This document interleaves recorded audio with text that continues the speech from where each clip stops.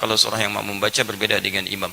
Dalam salat makmum dengan imam, kita bisa lihat kondisinya. Pertama, ayat-ayat yang mengisyaratkan, bahkan hadis-hadis mengisyaratkan dalam kondisi makmum mendengarkan bacaan imam. Ya, di antaranya misalnya, wa idza quri'al Qur'anu fastami'u lahu wa ansitu la'allakum turhamun.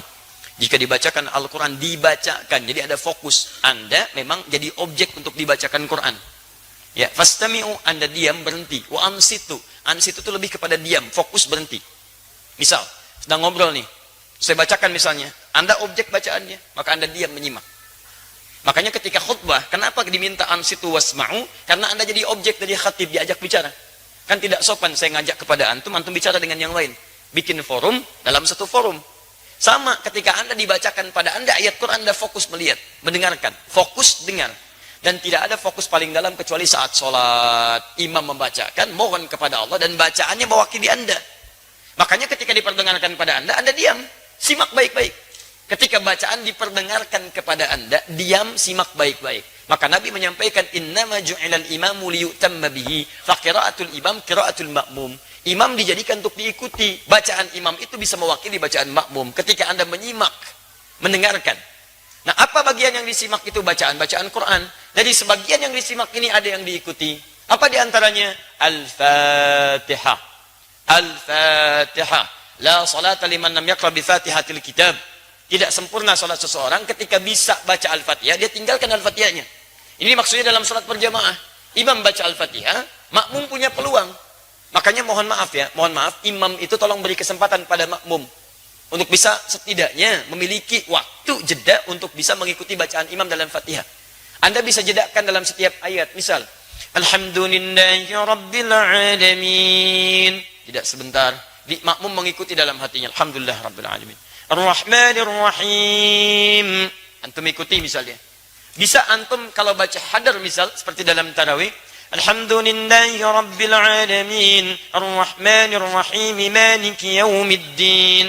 Antum panjangkan itu, sambungkan sampai waladhdallin misal, antum jeda sebentar supaya makmum punya kesempatan untuk membaca Al-Fatihahnya.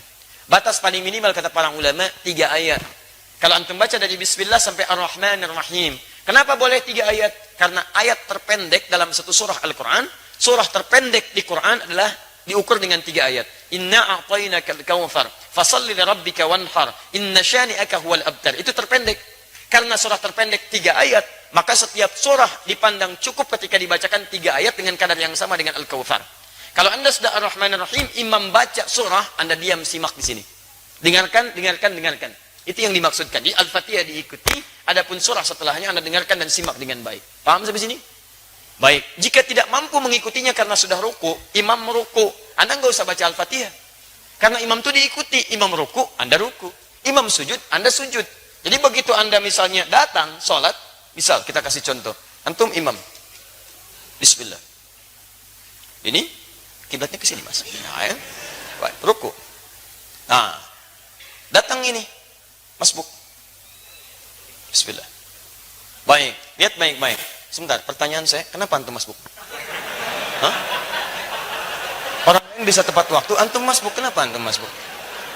Jangan dibiasakan mas, sholat itu penting. Antum dahulukan kepentingan akhirat. Jangan diulangi lagi ya. Yang lain bisa datang tepat waktu, antum masbuk, luar biasa. Siapa nama antum? Mas Faiz, bukan masbuk. Jangan masbuk, ya Mas Faiz. Jangan diulang ya. Awas antum, hati-hati. Cita-cita masuk surga, masbuk lagi. Tahan sebentar, antum sedang sholat. Ini posisi sedang rukuk. Beliau datang terlambat. Ya. Nah, begitu beliau datang, kemudian takbir. Karena sholat dibuka dengan takbir. Takbir. Allah.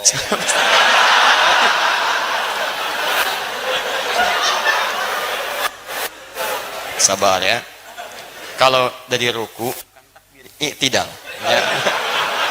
Sami Allahu liman hamidah. Ya, sehat ya. Baik.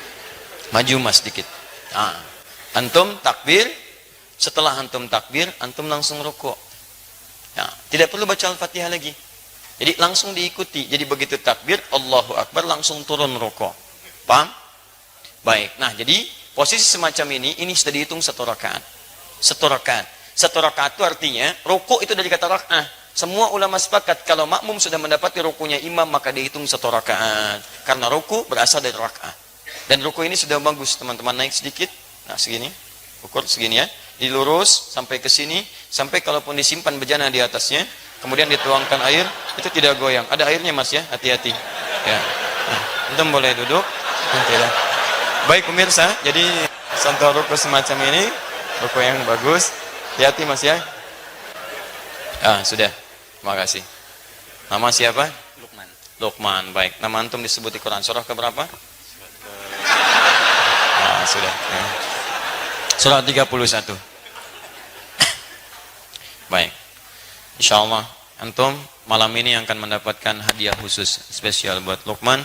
Kita akan berikan mushaf khusus dan kita doakan dengan mushaf itu bisa hafal Quran insyaallah ya. Baik. Sudah menikah? Alhamdulillah. Baik.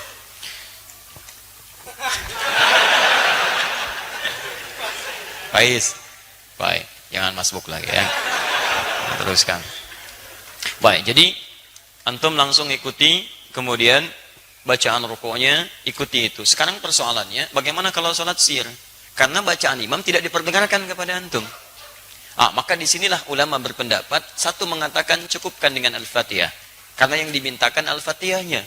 Maka antum bacakan Al-Fatihah, Al-Fatihah, Al-Fatihah. Jikapun belum imam kemudian turun, antum bisa mengulang Al-Fatihahnya. Yang kedua, ini saya lebih cenderung kepadanya. Karena ayat pertama diikat dengan hukum dibacakan, sedangkan sir itu tidak diperdengarkan kepada makmumnya. Maka dari itu setelah antum kemudian bacakan surah Al-Fatihah, antum bisa kemudian bacakan surah-surah yang sekiranya bisa menunggu imam sampai dengan dia ruku. Ustadz, bagaimana kalau bacaan makmum beda dengan imam? Tahu dari mana antum bisa sama dan beda? Kan imam nggak ngasih tahu karena nggak dibacakan kepada antum. Nggak bisa antum mau ruku, imam sama nggak bacaan? Ini sama antum sedang sholat. Ya? Di situ nggak ada masalah perbedaan itu. Sepanjang masih dalam rukun yang sama, nggak ada masalah. Sama dengan begini, antum mau turun sujud, imam pakai lutut, antum pakai telapak tangan, salah nggak? Tidak, karena posisinya sama-sama mau sujud dan diberikan kesempatan hal yang menggunakan perangkat bisa berbeda. Yang penting turun sujud. Jadi tidak harus imam pakai lutut, antum pakai lutut, tidak. Imam bisa pakai lutut, antum bisa pakai telapak tangan, bergantung pada kemudahan kita. Imam telapak tangan, antum pakai lutut. Yang salah imam pakai lutut, antum pakai kepala, itu yang salah. Jelas ya? Di dalam konteks ini, itu silahkan seperti tadi yang kami sampaikan.